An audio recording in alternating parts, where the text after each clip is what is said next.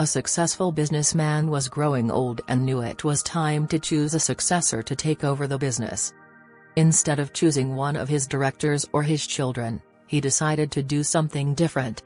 He called all the young executives in his company together. He said, "It is time for me to step down and choose the next CEO. I have decided to choose one of you." The young executives were shocked, but the boss continued. "I am going to give each one of you a seed today, one very special seed. I want you to plant the seed, water it, and come back here 1 year from today with what you have grown from the seed I have given you. I will then judge the plants that you bring, and the one I choose will be the next CEO." One man, named Jim, was there that day and he, like the others, received a seed. He went home and excitedly told his wife the story. She helped him get a pot, soil and compost, and he planted the seed. Every day, he would water it and watch to see if it had grown. After about 3 weeks, some of the other executives began to talk about their seeds and the plants that were beginning to grow. Jim kept checking his seed, but nothing ever grew. 3 weeks, 4 weeks, 5 weeks went by, still nothing. By now, others were talking about their plants, but Jim didn't have a plant and he felt like a failure. 6 months went by, still nothing in Jim's pot. He just knew he had killed his seed. Everyone else had trees and tall plants, but he had nothing. Jim didn't say anything to his colleagues, however. He just kept watering and fertilizing the soil, he so wanted the seed to grow. A year finally went by and all the young executives of the company brought their plants to the CEO for inspection. Jim told his wife that he wasn't going to take an empty pot. But she asked him to be honest about what happened. Jim felt sick to his stomach. It was going to be the most embarrassing moment of his life, but he knew his wife was right. He took his empty pot to the boardroom. When Jim arrived, he was amazed at the variety of plants grown by the other executives. They were beautiful, in all shapes and sizes. Jim put his empty pot on the floor and many of his colleagues laughed, a few felt sorry for him.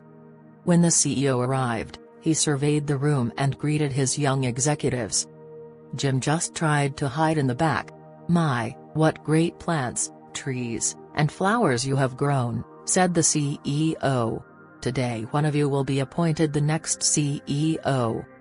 All of a sudden, the CEO spotted Jim at the back of the room with his empty pot. He ordered the financial director to bring him to the front. Jim was terrified. He thought, "The CEO knows I'm a failure. Maybe he will have me fired." When Jim got to the front, the CEO asked him what had happened to his seed. Jim told him the story. The CEO asked everyone to sit down except Jim. He looked at Jim, and then announced to the young executives, "Behold your next chief executive officer. His name is Jim." Jim couldn't believe it. Jim couldn't even grow his seed. How could he be the new CEO? The others said. Then the CEO said, "1 year ago today, I gave everyone in this room a seed. I told you to take the seed, plant it, water it, and bring it back to me today.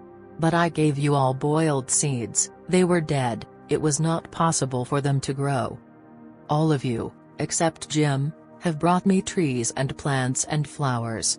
When you found that the seed would not grow, you substituted another seed for the one I gave you. Jim was the only one with the courage and honesty to bring me a pot with my seed in it. Therefore, he is the one who will be the new chief executive officer. If you plant honesty, you will reap trust. If you plant goodness, you will reap friends. If you plant humility, you will reap greatness. If you plant perseverance, you will reap contentment. If you plant consideration, you will reap perspective. If you plant hard work, you will reap success. If you plant forgiveness, you will reap reconciliation. If you plant faith in God, you will reap a harvest. So, be careful what you plant now. It will determine what you will reap later. Whatever you give to life, life gives you back.